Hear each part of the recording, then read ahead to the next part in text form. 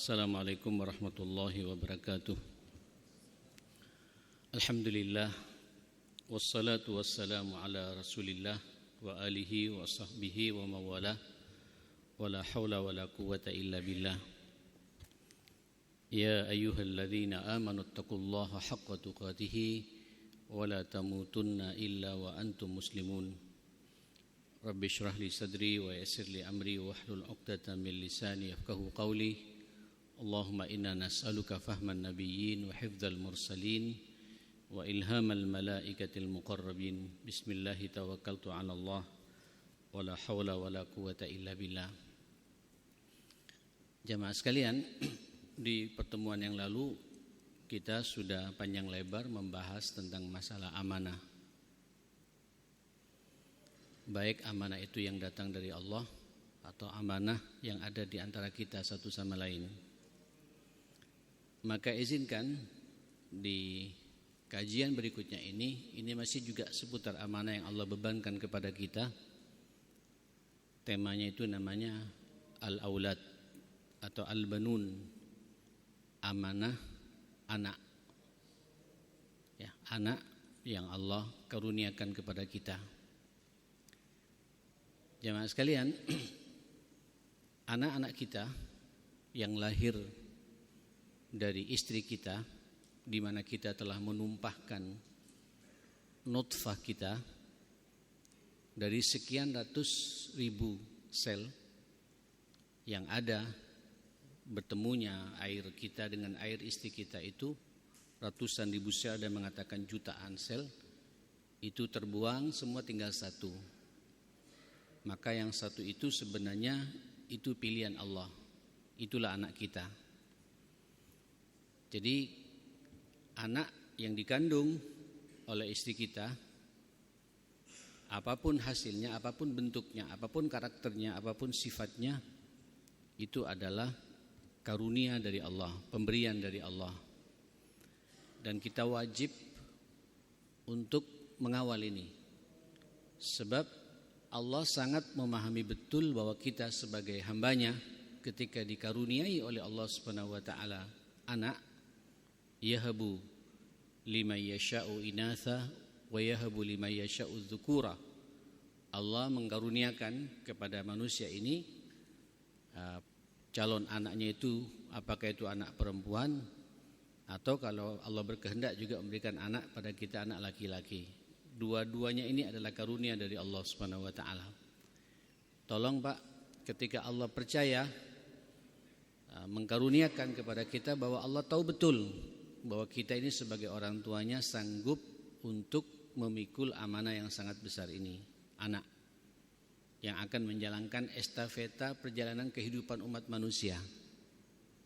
Dengan adanya anak ini, nanti kita meninggal dunia Pak, maka anak kita akan menggantikan. Nanti anak kita punya anak lagi, dan begitu seterusnya. Berarti berlakulah kaidah wa idz qala rabbuka lil malaikati inni ja'ilun fil ardi khalifah. Maka kita semua ini jemaah sekalian, anak dari orang tua kita. Kita siap untuk memegang amanah Allah Subhanahu wa taala. Tapi kita kan nanti akan mati, Pak. Yang akan melanjutkan estafeta kebaikan ini, maka anak-anak kita inilah, dan Allah melahirkan, Allah percaya kepada kita. Nah, saudara yang dimuliakan Allah Subhanahu wa taala, saya sering mengatakan kalau kita berbicara masalah sukses dalam kehidupan kita di dunia ini, sebenarnya bukan sukses pribadi, bukan murni sukses pribadi ya Mas sekalian. Tapi sukses itu manakala jenengan sukses mengawal, mengantarkan anak-anak kita ini menjadi anak-anak yang saleh dan salehah. Kalau kita sukses Pak, dibatasi oleh waktu, oleh umur. Sepanjang-panjangnya umur kita 60-70 tahun, begitu kata Nabi. Setelah itu inna lillahi wa inna ilaihi raji'un. Wa idza mata ibnu adama inqata amalu. Dan kalau sudah mati anak manusia itu, kita semua ini akan mati, maka terputus sudah amal kita. Kita kalau sudah mati tidak bisa salat berjamaah seperti ini. Kita kalau sudah mati Pak, tidak bisa membaca Quran lagi. Kita ini kalau sudah mati tidak bisa tahajud. Selesai sudah Pak. Tapi insya Allah orang tua sampean Pak, sampean salat duhur begini, ini pahalanya ngalir pada orang tua kita. Karena kita memposisikan diri kita menjadi anak yang saleh, didikan dari orang tua kita. Nah, coba lihat bahasa Nabi, illa min thalas, kecuali 3 orang yang tidak akan terputus amalnya itu sampai hari kiamat insyaallah. Shadaqatin jariyah, sedekah jariyah. Mohon maaf Bapak, Ibu, tidak semua kita bisa bersedekah jariyah. Tidak semua kita. Walaupun kadang-kadang banyak orang mampu tapi tidak tersentuh untuk kemudian memikirkan sedekah jariyah itu.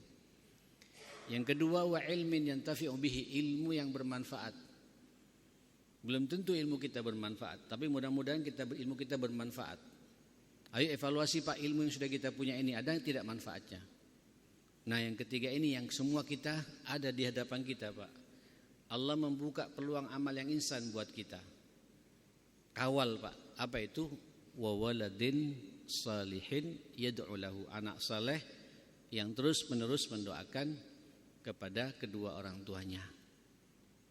Pertanyaannya sekarang Bapak Ibu yang hadir di sini semua ya, termasuk saya juga secara pribadi Pak.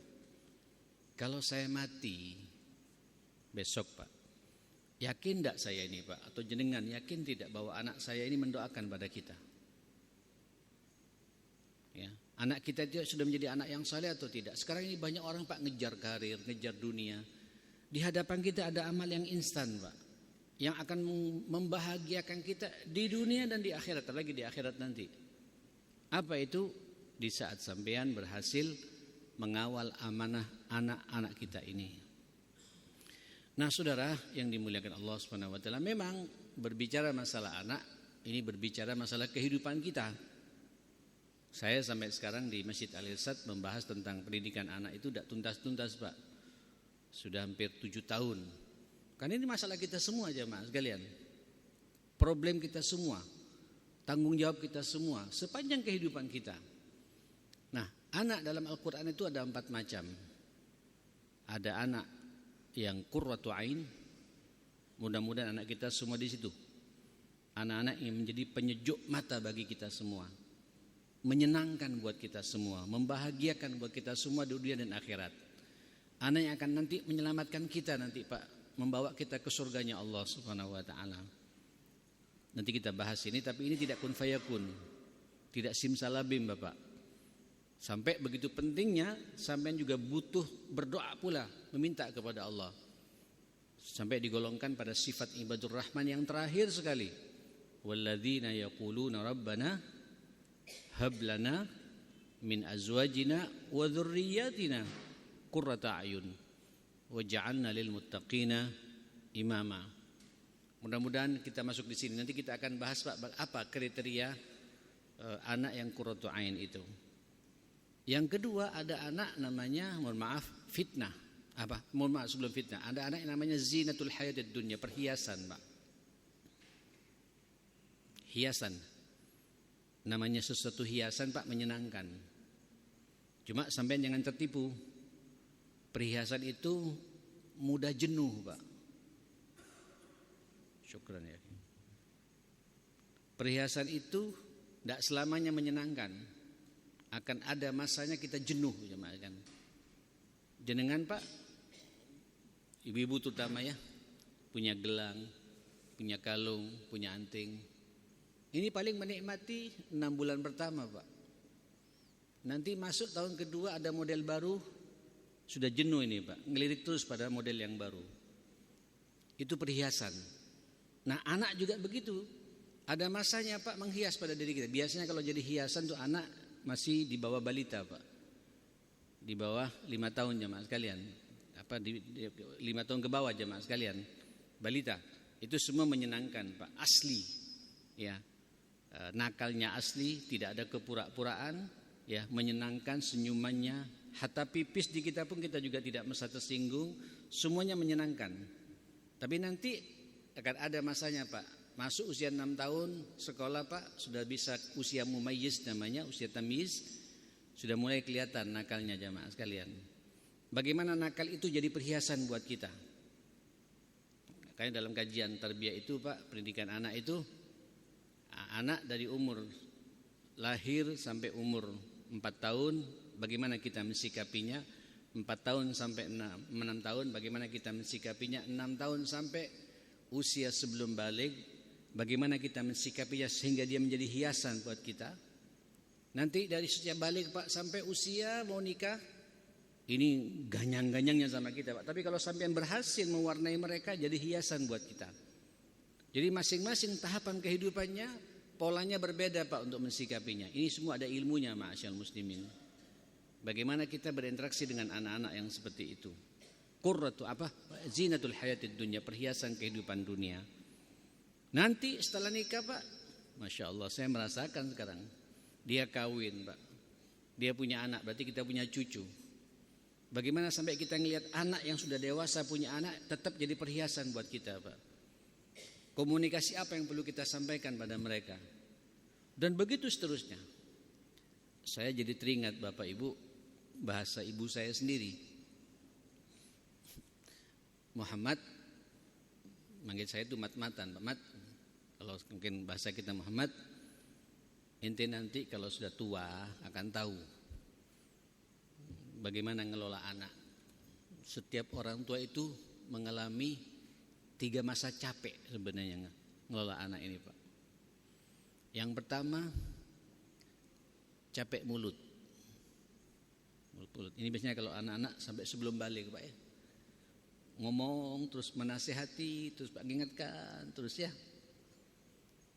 Kalau sampai berhasil Pak dengan bahasa-bahasa yang santun, bahasa-bahasa yang kena pada hati mereka, luar biasa ini Pak. Qulu qawlan sadida, begitu bahasa Allah Subhanahu wa taala. Wal yakhshal ladzina law taraku min khalfihim dzurriyyatan dhi'afan khafu 'alaihim falyattaqullaha wal yaqulu qawlan sadida. Sukses didik anak Pak sangat bergantung bagaimana sampean bisa berkomunikasi dengan mereka. Nah ini Pak, mainkan terus mulut kita ini Pak. Capek mulut, capek memang. Nasihati terus, mengingatkan, tidak perlu sampean bosan Pak. Terus yang kedua ada capek pikiran. Yang capek pikiran Pak, mulut dan kemudian meningkat ke pikirannya Pak sekalian.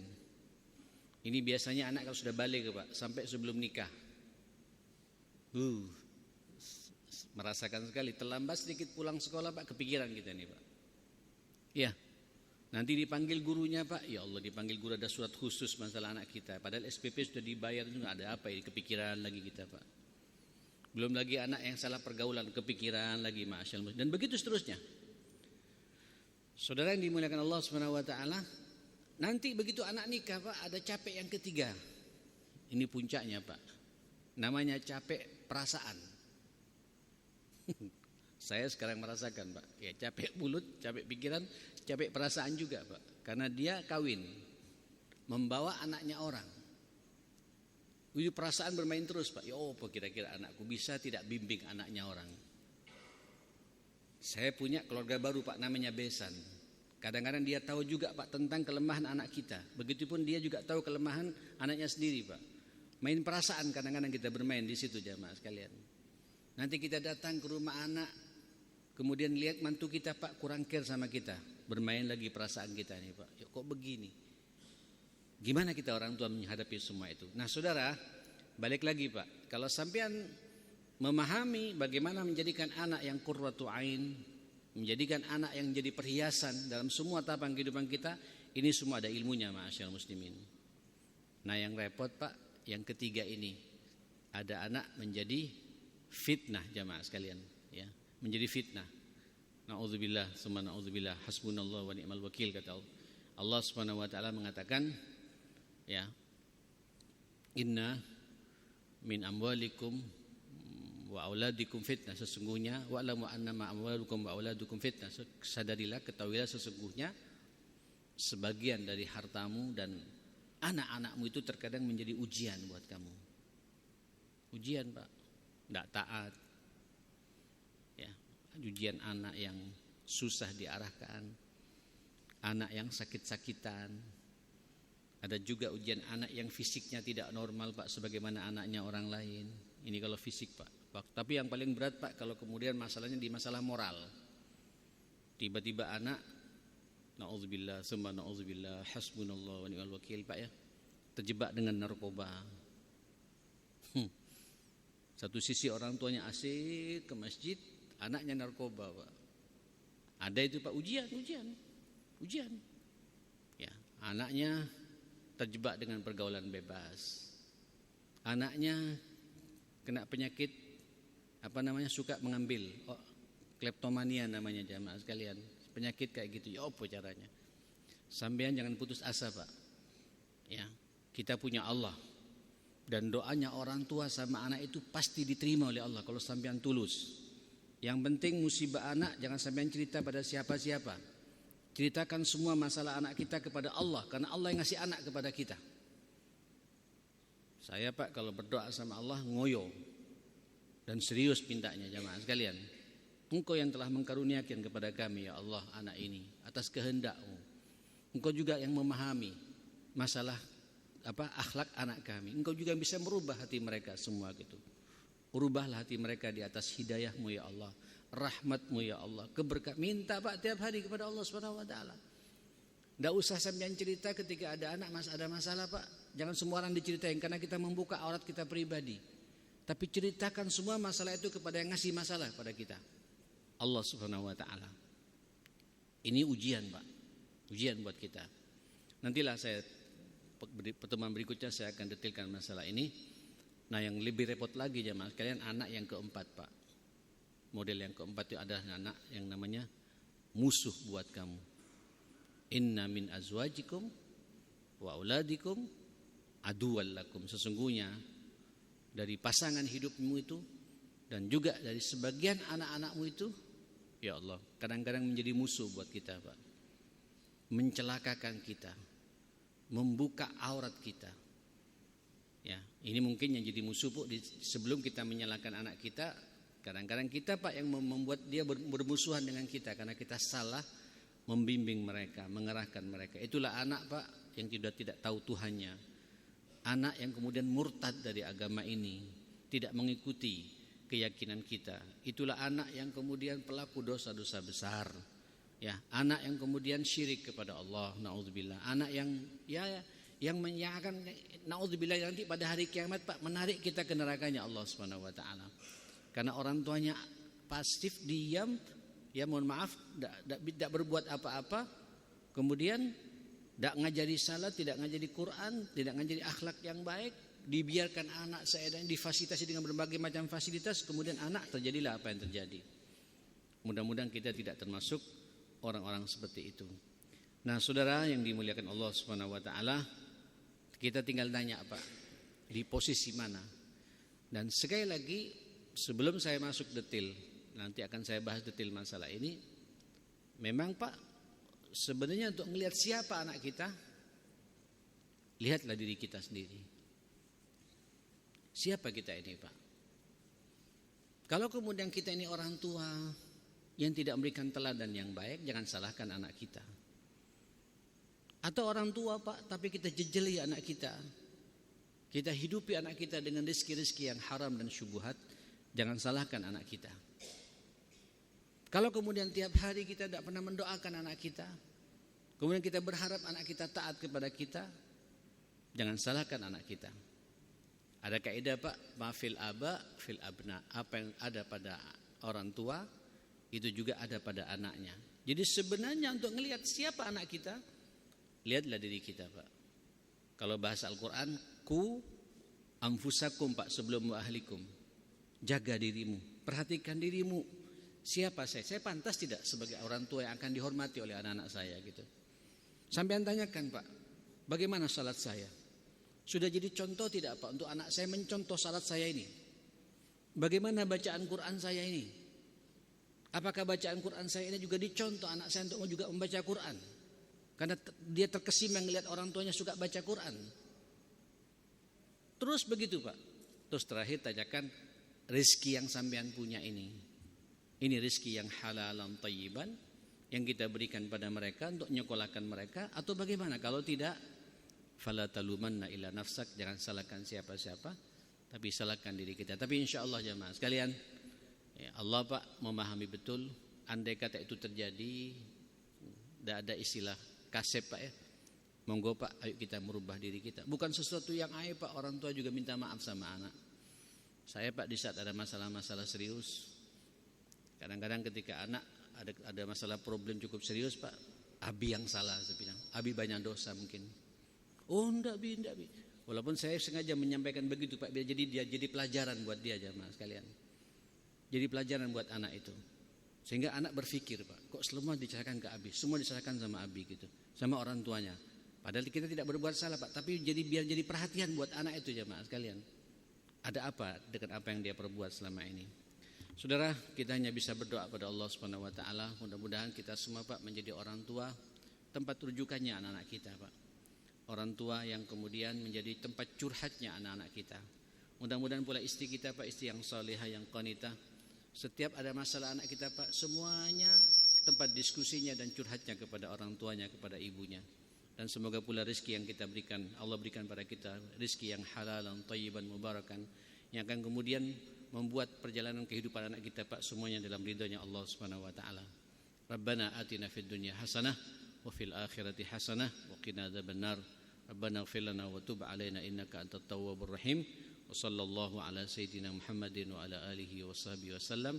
Alhamdulillahirabbil alamin. Subhanakallahumma bihamdik asyhadu an la ilaha illa anta astaghfiruka wa atubu ilaik. Assalamualaikum warahmatullahi wabarakatuh.